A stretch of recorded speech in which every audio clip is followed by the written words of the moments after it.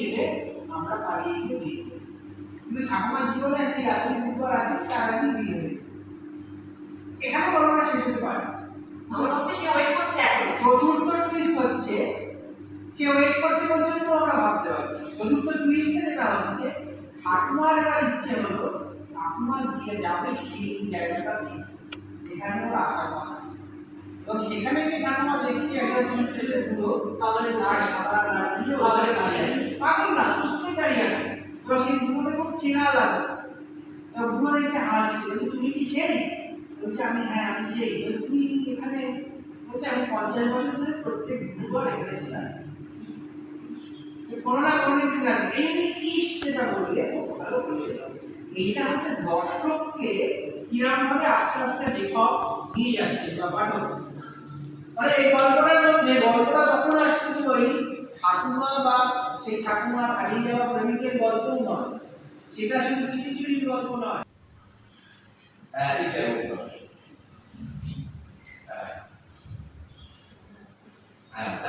যখন তুমি শুধু নিঃশ্বাসে গেলে তোমার শব্দটা আস্তে আস্তে হারিয়ে যাচ্ছে, এইটাকে প্র্যাকটিস করতে হবে। তার জন্য দরকার কম ছাড়তে কেন? হ্যাঁ, তুমি শেষ হয়ে গেছে বলে তুমি এরকম করে জানো না তুমি। আমি বলছি ওখানে থামতে হবে বলে তুমি শেষ হয়ে গেছে থেমে গেলে, থামাটাও এরকম থামবে না। তুমি জানো না, দমটাকে খেলাও। গগনে গরজে মেঘ ঘন বর্ষা, ফুলে একা বসে আছি নাহি ভরসা, রাশি রাশি ভরা ভরা ধান কাটা হলো সারা, ভরা নদী পুরো ধরা হলো বর্ষা, কাটিতে কাটিতে ধান এলো বর্ষা। তোমাকে খুব বাড়াতে আছে। আচ্ছা দাদা বলো তো,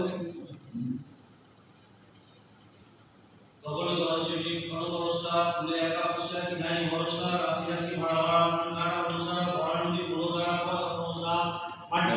না বড় বড় সা দম চলে যাচ্ছে, কিন্তু তুমি একটু কষ্ট করে তোমার বলতে হবে, এটাই হচ্ছে জায়গা। আবার বলো। গগনে গরজে মেঘ ঘন বর্ষা, ফুলে একা বসে আছি নাহি ভরসা, রাশি রাশি ভরা ভরা ধান কাটা হলো সারা, ভরা নদী পুরো ধরা হলো বর্ষা। মাটিতে কাটিতে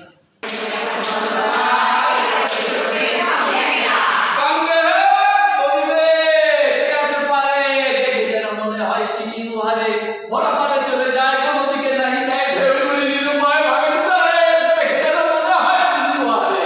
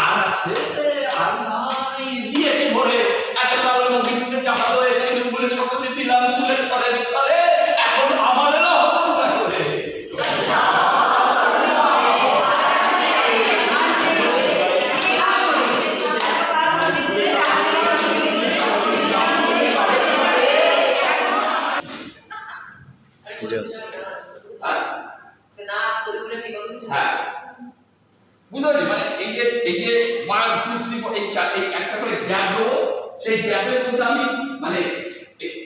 আমি হাতে দিতে পারি, যেমন দিতে পারি, আসলে শরীরটার মধ্যে আছে, শরীরটার মধ্যে। আর ওই প্রতিটা স্ট্যান্ডের মধ্যে একটাই দমের দম ছাড়বো। এই প্রত্যেকটা স্ট্যান্ডার একটা করে দম, তার মানে 6টা স্ট্যান্ডার আছে, তার মানে আমি 6টা দমে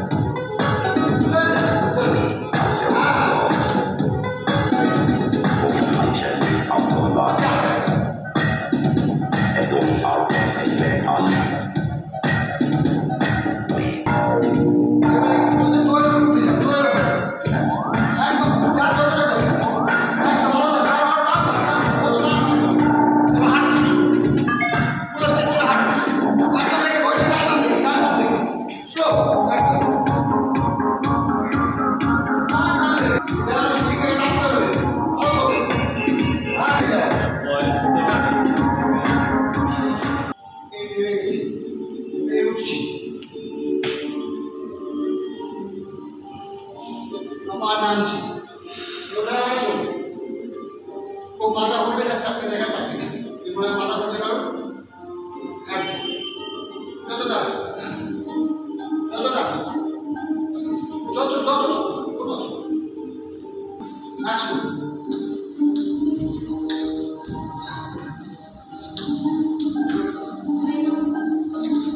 একটা পা পড়লে হচ্ছে তারপরে ও হাত দিয়ে থেকে তারপরে যাচ্ছে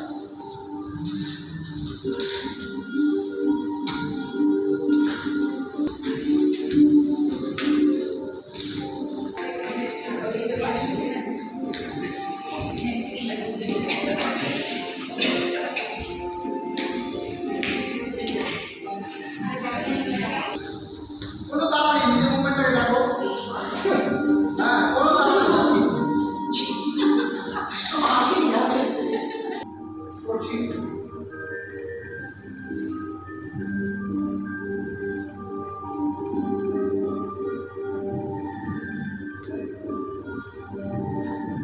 আরেক করছি এটাকে কি বলা হয় স্পেসিফাই ওয়ার্কের স্পেসটা চেঞ্জ হয় এর স্পেস চেঞ্জ হয় এক জায়গায়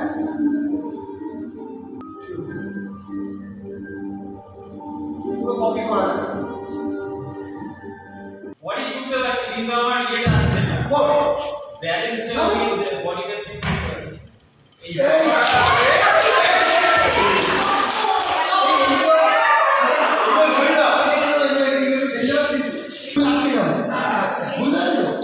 আমি এইখান থেকে রাখছি রেখে জাস্ট পাটাকে স্কিপ করা কিছু না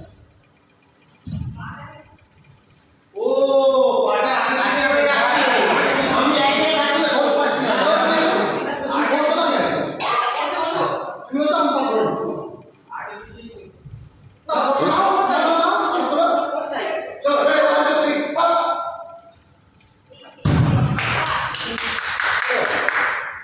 1 2 3 একদম একদম ভরসা পাওয়া যাচ্ছে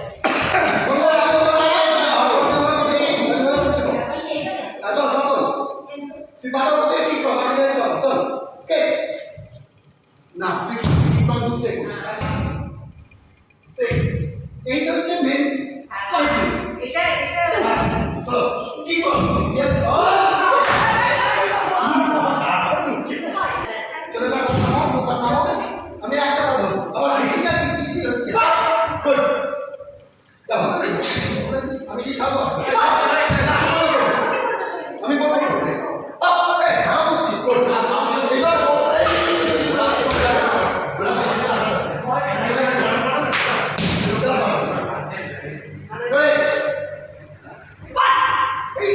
কিচ্ছু এই এবার তুমি যদি এই কর্নারে তুমি তোমার বেরোচ্ছি লেফট হ্যান্ডে আমার কথাটা পাশ এটাকে উল্টা সঠিক যে অঞ্চলে যে গল্প প্রচলিত সেটাই তো আমরা মানে এই যে হাজার হাজার বছর ধরে গল্প হতে এক সময় যখন লেখাপড়া মানে লেখার ট্র্যাডিশন শুরু হচ্ছে আরো অনেক পরে তারও আমি হচ্ছে হাজার হাজার বছর পরে যখন এই পুরোটা যে ভারতবর্ষ আমরা জানি বাংলায় এক ধরনের রয়েছে রামায়ণ রয়েছে বালি সুমাত্রা জাভা সেখানে রামায়ণ রয়েছে তাতে এক জায়গায় বলছে যে কৃষ্ণ এসে যখন দাঁড়িয়েছে তখন হচ্ছে এবার আমার বিদায় বলছে না তোমার এখন একটা জিনিস দেওয়া বাকি আছে সবটা তুমি দান করো আমার অংশ দিয়ে মুখে বাড়ি মিলে তার একটা নিয়ে কৃষ্ণকে দেয় তখন কৃষ্ণ এইবার কোনো কোনো মহলতা অনেক মহল কারণ এক অঞ্চলে এক ধরনের গল্প ইনজেক্ট হতে তো কোন মূল রামায়ণ মূল মহাভারত বলে কিছু হয় বাল্মীকি এদের মধ্যে উচ্চমানের রয়েছে উনি প্রথম সেইটাকে পরিকল্পনা নিজেকে সেই সুখের স্মৃতির জায়গায় নিয়ে যাওয়া যেতে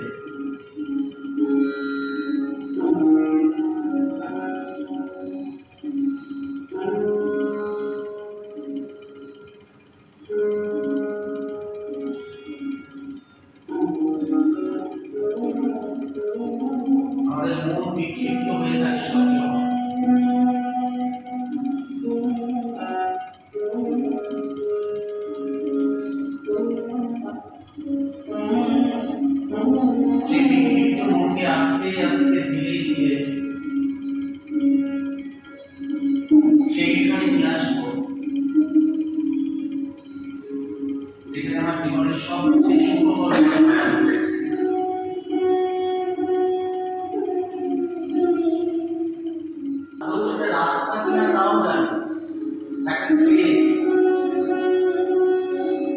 আমার হেঁটে চলার একটা বোধ যেখান থেকে আমি হাঁটছি,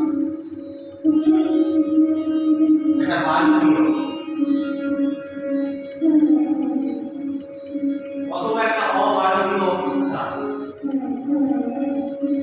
এখানে কোনো মৃত্যু নেই,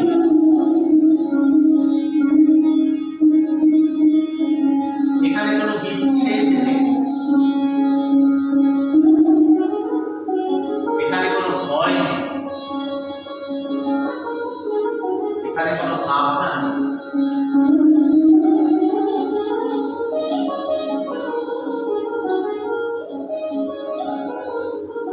এখানে শুধু আমার ভালো লাগা, আমার ভালোবাসা, আমার সুন্দরভাবে বেঁচে থাকা আছে।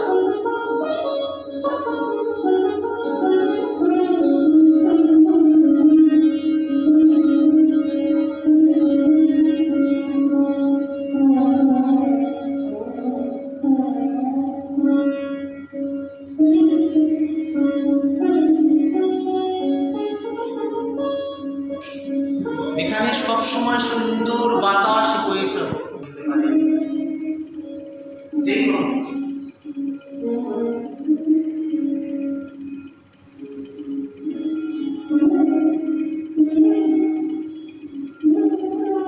এমন হতে পারে যে কোনো বন্ধুর সঙ্গেও ঘটেছে, স্কুল, কলেজ, বিশ্ববিদ্যালয়ে পড়ার স্মৃতি, পাড়ায় বন্ধুদের সঙ্গে খেলার স্মৃতি, পুজোর সময় ঘুরতে যাওয়ার স্মৃতি। আমরা এমন একটা রাস্তা দিয়ে এখন হাঁটবো, সেই পুরো রাস্তাটা এই স্মৃতি দিয়ে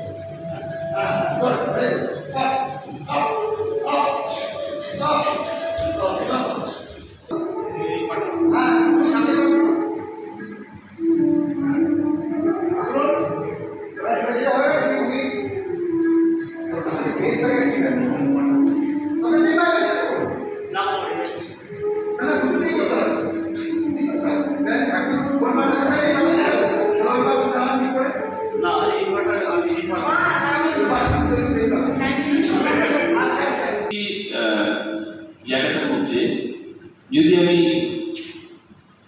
একবার চেষ্টা করি, কারণ আমাকে তো যে কোনো সংলাপ বলতে গেলে তো আমাকে দেখতে হবে তাকে। সে দেখার ক্ষেত্রে আমি এখানে কী কী দেখতে পাচ্ছি? গগনটাকে দেখতে পাচ্ছি, ঠিক আছে?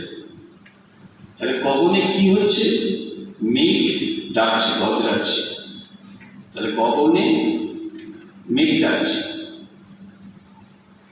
এই যে মেঘ ডাকছে না মেঘ ভাসছে, তার উপর নির্ভর করছে আমি কেমন করে বলবো।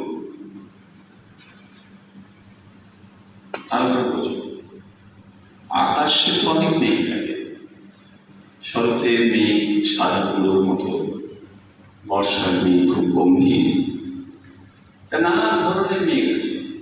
তা আমার উপস্থাপনাটা তো সেই রকম হবে। তাহলে এখানে কথা যাচ্ছে ঘন বর্ষা। বর্ষাটা কিরকম? বর্ষাটা হচ্ছে ঘন, হালকা নয়, পাতলা বৃষ্টি নয়, ঘন।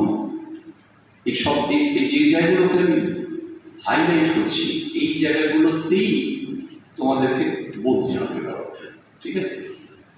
এর মধ্যে ভাসছে কিনা তুমি, নাও ইউর ন্যারেটর, তুমি একটা গল্প বলছো। সবসময় মনে রাখবে যে একজন অভিনেতা সে সবসময় গল্প বলে।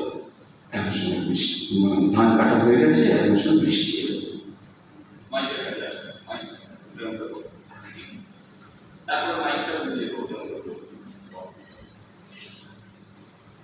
গগনে গরজে মেঘ, ঘন বর্ষা। কবিতা চলবে, কারণ আমি প্রথমেই বলে দিচ্ছি কবিতা বলা যাবে না। কবিতা চলবে, মানে আমরা কবিতাটা হাতে রাখছি, বলবো এবং কঠিন ব্যাপার। আমি তোমার দিকে তাকিয়ে আছি, কিন্তু আসলে তাকিয়ে চলে দিয়ে দেখো যা সাধারণভাবে হয়, মানে অনেকে বাম দিকে তাকিয়ে ডান দিকে কাজ করছে, ডান দিকে তাকিয়ে বাম দিকে কাজ করছে, মানে ঝামেলা। এইটা খুব কঠিন কাজ, আমরা সেই জায়গায় যাচ্ছি। মানে তুমি তুমি গদ্য বলো, তুমি এটা মানে তোমাকে অন্য একটা সংলাপ দিয়ে তুমি সংলাপ বলো, আর আমাকে বুঝিয়ে বলবে না। আমি তো জানি না, আমরা কিন্তু কখনোই জানি না ঘটনার কি আছে। আমরা তোমার কথা শুনে বুঝতে পারবো। সমাজমালা দেখে চম্পাকে বলছো, বলো জানিস তো চম্পা কি বলেছো ভবনে বুঝিনি।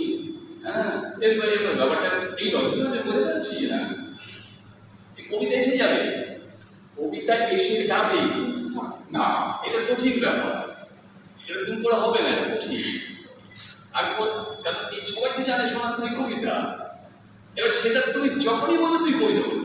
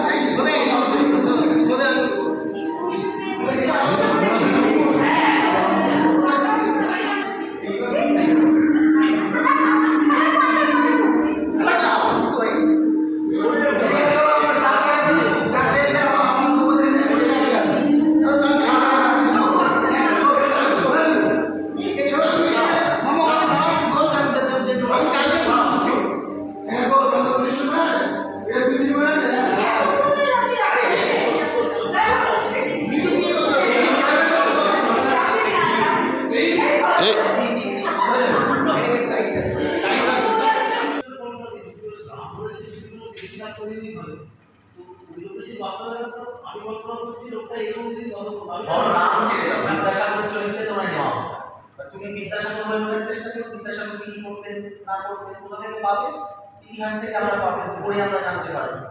হ্যাঁ, তো সেটা কি করলে হবে? তুমি বিদ্যাসাগর আমি তাহলে বিদ্যাসাগর মিমিক্রি করছি, সেটাই তো বলছি, বাচ্চা মনে সেটাই করে মিমিক্রি করে। আর নিজের মাতৃগঠন করেছে, মাকে বিয়ে করে ফেলেছে, তারপর তার চলে গেল। সেটা কোনোদিন সাউথ এশিয়ান কান্ট্রিতে হবে। প্রাতঃকাল ইতিহাস বলে একটা নাটক আছে, সবচেয়ে ব্যাখ্যা নাটক বলে আমার কন্টেন্ট জাতি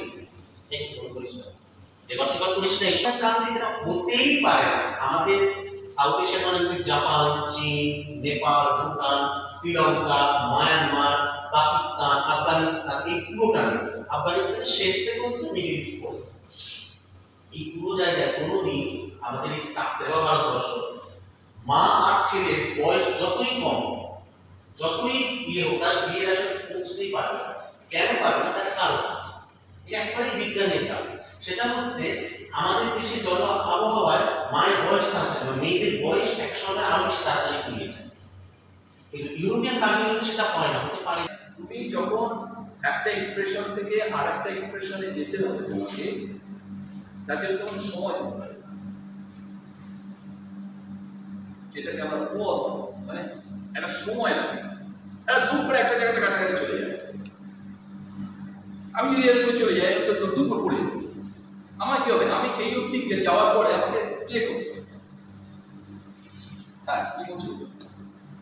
আমি যদি সেটা না করি, আমি যদি এরকম সোজা চলে টুম করে পড়ে যাবো, যেতে পারবো না।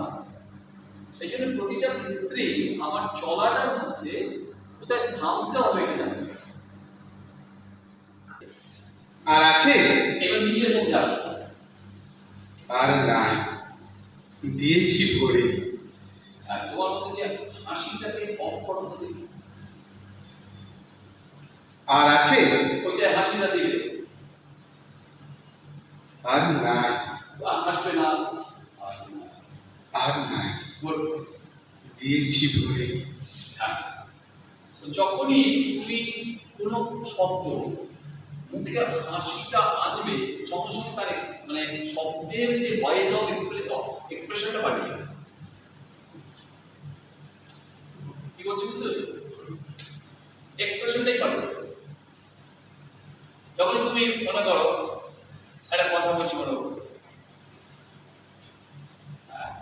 কালকে দেখছো সিঁড়ি দিয়ে নামছি, আর 4টে সিঁড়ি চোখে টুম করে পড়ে গেলাম, পাটা বেঁধে গেল। এটা একটা কথা। কালকে সিঁড়ি দিয়ে নামছি, টুম করে পড়ে গেলাম, পাটা ভেঙে গেল। এটা একটা কথা।